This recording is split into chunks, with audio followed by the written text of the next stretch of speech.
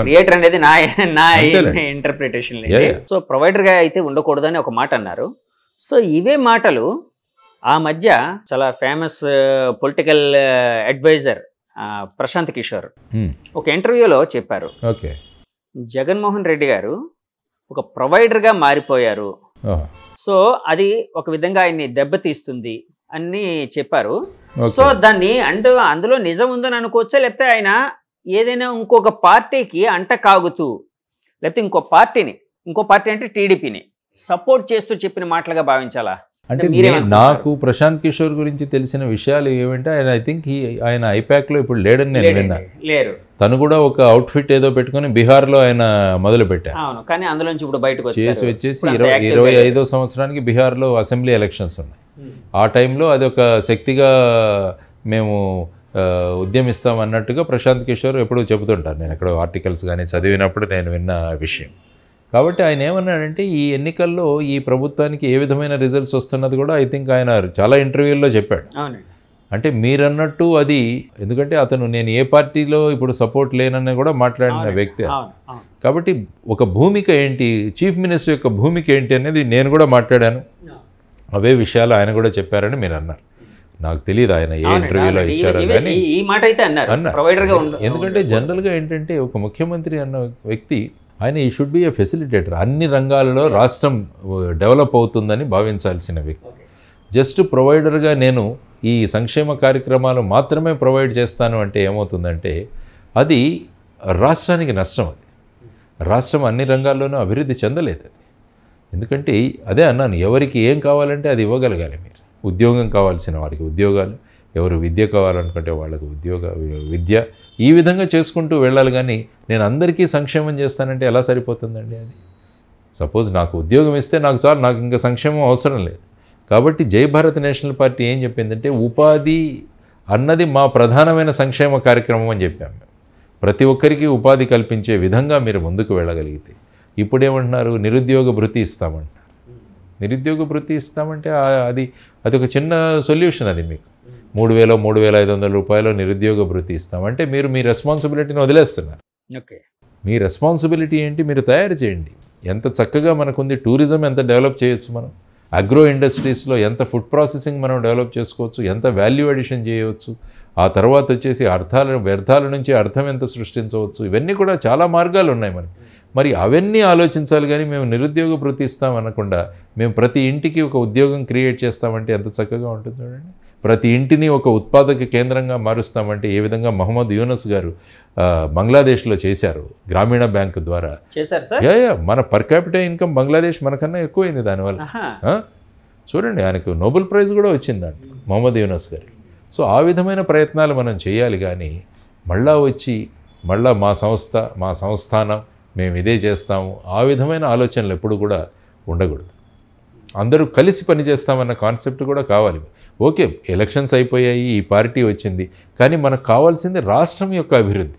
ఈ రాష్ట్ర అభివృద్ధి కోసం మంచి వ్యక్తులు వేరే అపోజిషన్లో ఉన్నా కూడా వాళ్ళకు పదవులు ఇవ్వండి. మీరు ఒక వ్యక్తిలో కేపబిలిటీ ఉంది, ఆ వ్యక్తి మీ పార్టీలో ఉండకపోవచ్చు, కానీ ఆయన తీసుకెళ్ళి ఆ కుర్చీలో కూర్చోమండి. ఇదే రాజనీతి అమలు చేయాలి మనం. ఏ విధంగా పివి నరసింహారావు గారు వాజ్పేయి గారిని మీరు అక్కడికి జెనీవాకు పంపించారు యుఎన్ ముందు కాశ్మీర్ గురించి మాట్లాడమని. తర్వాత రూపీ డివాల్యుయేట్ చేస్తున్నప్పుడు వాజ్పేయి గారు ఏ విధంగా పివి నరసింహారావు గారితో ఆయన సహాయ సహకారాలు అందించారు.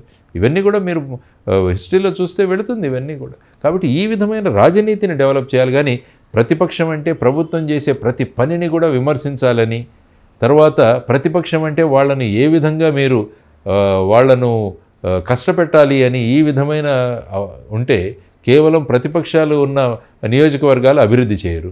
అందుకనే జై భారత్ నేషనల్ పార్టీ ఏముంటుంది, ప్రతి నియోజకవర్గానికి సంవత్సరానికి మీరు 100 కోట్లు ఇచ్చేసేయండి. అంటే మీ అభ్యర్థులు కావచ్చు, ప్రతిపక్షాలు కావచ్చు, అంటే ప్రతి నియోజకవర్గం కూడా అభివృద్ధి చెందుతుంది. ప్రతి పంచాయతీకి మీరు ఇవ్వండి. ఇప్పుడు ఫర్ ఎగ్జాంపుల్ చూడండి, పంచాయతీ వ్యవస్థ టోటల్గా కొలాప్స్ అయిపోయింది మన రాష్ట్రంలో. ముఖ్యమంత్రి, వాలంటీర్లు, సంక్షేమం ఇదే నడుస్తుంది. కానీ చట్టబద్ధంగా ఎన్నుకోబడిన సర్పంచుల పరిస్థితి ఏమవుతుందండి? మరి వాళ్ళు కదా కావాల్సింది. అంటే లోకల్ సెల్ఫ్ గవర్నమెంట్ ఏదైతే మనం రాజ్యాంగంలో సవరణ చేసి 73, 74 సవరణ చేసి మనం తెచ్చుకున్నామో అది నిర్వీర్యమైపోయింది ఇక్కడ. ఎందుకంటే total concentration is as a provider. నేను మీ ఇంటికి ఇస్తాను. ఎస్, డైరెక్ట్ బెనిఫిట్ ట్రాన్స్ఫర్ మీరు ఇస్తున్నారు, అది మెచ్చుకోవాలి. ఇంతవరకు ఎవరు కూడా ఈ విధంగా ఇళ్లలోనే వాళ్ళ అకౌంట్లోనే ఇంతవరకు ఈ విధంగా చేయలేదు. కానీ ఆ సిస్టమ్ అన్నది రాష్ట్ర అభివృద్ధికి ఉపయోగపడాలి, కానీ కేవలం సంక్షేమం రూపంలోనే రాకూడదన్నది ఆ కాన్సెప్ట్. అది డెవలప్ చేయాలి. సంస్థను, సర్పంచులను బలోపేతం చేయండి. అందుకనే మేము అంటున్నాం, ప్రతి గ్రామ పంచాయతీకి 1 కోటి రూపాయలు ఇవ్వండి ప్రతి సంవత్సరం. 5 సంవత్సరాల్లో 5 కోట్లు వస్తుంది. గ్రామ ప్రజలు నిర్ణయించుకుంటారు వాళ్ళ గ్రామాన్ని ఏ విధంగా అభివృద్ధి చేయాలి. ఎప్పుడు కూడా డీసెంట్రలైజేషన్ ఉండాలి, వికేంద్రీకరణ ఉండాలి. ఇక్కడ జరుగుతున్నది ఏంటంటే కేంద్రీకరణ. ప్రతి ఒక్కటి కూడా సీఎం ఫైల్ క్లియర్ చేయాలంటే ఎలాగవుతుందండి సార్? వికేంద్రీకరణ అంటే వాళ్ళు 3 రాజధానుల వికేంద్రీకరణ కోసం అంటున్నారు కదా. అంతే కదా, ఇదే అన్నాను. ఈ వికేంద్రీకరణ అన్నది కాదు, నేను అన్నది పంచాయతీల వికేంద్రీకరణ. ఆల్రెడీ తెచ్చుకున్న వికేంద్రీకరణ. ఆల్రెడీ మనం అంతా కొట్లాడి 73, 74 అమెండ్మెంట్లు రాజీవ్ గాంధీ గారు ఉన్నప్పుడు, తర్వాత పివి గారు వచ్చిన తర్వాత దాన్ని అమల్లోకి వచ్చింది. అది కాకుండా మనం మళ్ళా దాన్ని డైల్యూట్ చేసేస్తే ఎలాగా మన ప్రయోజనాల కోసం? ఈ 3 రాజధానులు అన్నది వికేంద్రీకరణ అవ్వదు ఎప్పటికీ కూడా. ఒక ఏరియాలో కొన్ని బిల్డింగులు కట్టినంత మాత్రాన ఆ ఏరియా డెవలప్ అవ్వదు. ఫర్ ఎగ్జాంపుల్ ఇక్కడ ఇనార్బిట్ మాల్ కడుతున్నారు. మాల్ కడితే ఎలా అభివృద్ధి చెందుతుంది? Yes, port. ఎస్, దాంట్లో నేను అంటున్నాను, హైదరాబాద్ డెవలప్ చెందింది కాబట్టి మాల్స్ వచ్చాయి. మాల్స్ వచ్చాయి కాబట్టి హైదరాబాద్ డెవలప్ చేస్తుంది. ఎప్పుడు మాల్ వచ్చింది కాబట్టి విశాఖపట్నం డెవలప్ చెందదు. విశాఖపట్నం ప్రజల యొక్క ఆదాయం, పర్ క్యాపిటల్ ఇన్కమ్ పెరిగితే వాళ్ళు వెళ్ళి మాల్లో కొనుక్కుంటారు. లేకుంటే మాల్లో ఎవరు వెళ్ళరు.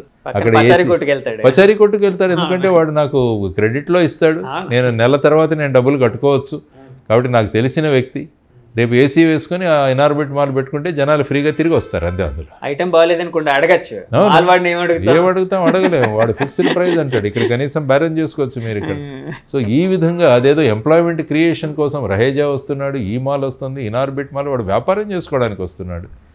అది ప్రాధాన్యత కాదు. మీరు ప్రాంతాన్ని అభివృద్ధి చేయండి, ఇక్కడ ఉపాధి కల్పించండి, ప్రతి ఒక్కరి పర్ క్యాపిటల్ ఇన్కమ్ పెంచండి, జేబులో డబ్బులు ఎక్కువ ఉండేటట్టు చూడండి, వెళ్ళి అది ఖర్చు పెడతాడు. అక్కడ ఇనార్బిట్ మాల్ కడుతున్నారని చెప్పి తన దగ్గర డబ్బు లేకుంటే ఎవరు వెళ్తారు అక్కడికండి?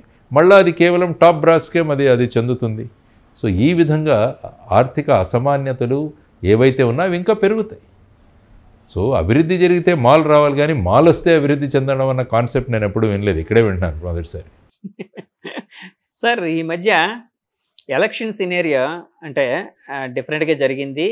అంటే ఎవరు ఊహించని విధంగా, అంటే మన రాష్ట్రంలో ఎప్పుడూ చూడని విధంగా, అంటే ఈ ఎలక్షన్ల ముందు గొడవలు పడడం చూసాం, కానీ ఎలక్షన్ల తర్వాత కూడా కొట్టుకోవడం, చంపుకోవడం వరకు వెళ్ళడం, అంటే భౌతిక దాడులు చేసుకోవడం, ఈవెన్ స్ట్రాంగ్ రూముల దగ్గరికి వెళ్ళిన ప్రతిపక్ష అంటే వాళ్ళు ఆరోపిస్తున్నారు, మేము స్ట్రాంగ్ రూముల దగ్గరికి వెళ్ళాం, చూడడానికి వెళ్ళాం, కానీ అక్కడ మమ్మల్ని కొట్టారని చెప్పి ప్రతిపక్ష అభ్యర్థి ఆరోపిస్తున్నారు. అంటే ఇలాంటి సంఘటనలు. అలాగే అధికార పక్షం వాళ్ళు కూడా ఏం ఆరోపిస్తున్నారంటే, ఈసారి పోలీసులు మాకు సహకరించలేదు, ప్రతిపక్షం వాళ్ళకి సహకరించారు, ప్రతిపక్షం వాళ్ళే మా పైన దాడులు చేశారని చెప్పి వీళ్ళు చెప్తూ ఉన్నారు. ఇట్లాగా ఇలాంటి గందరగోళ పరిస్థితులు అన్నీ ఎందుకు వచ్చాయి అంటారు? అంటే ప్రభుత్వ వైఫల్యం, పోలీస్ యంత్రాంగ వైఫల్యం ఉందా? అంటే పోలీసు యంత్రాంగ వైఫల్యాన్ని ఈసీ వైఫల్యంగా భావించవచ్చా? నేను అదే ఇంతకుముందే చెప్పాను, election commission of India is all powerful ఏం కాదు. అది కేవలం ఈ ఎన్నికలు సజావుగా జరపడానికి వచ్చినాం. వాళ్ళు మొత్తం మీద ఇక్కడ యంత్రాంగాన్ని మీదే ఆధారపడి ఉంటారు. ఈరోజు చూడండి, 2 కలెక్టర్లు, ఒక కలెక్టర్ ఎస్పీ బదిలీ, 2 సస్పెన్షను, ఒక 12 మంది అధికారుల సస్పెన్షను, ఒక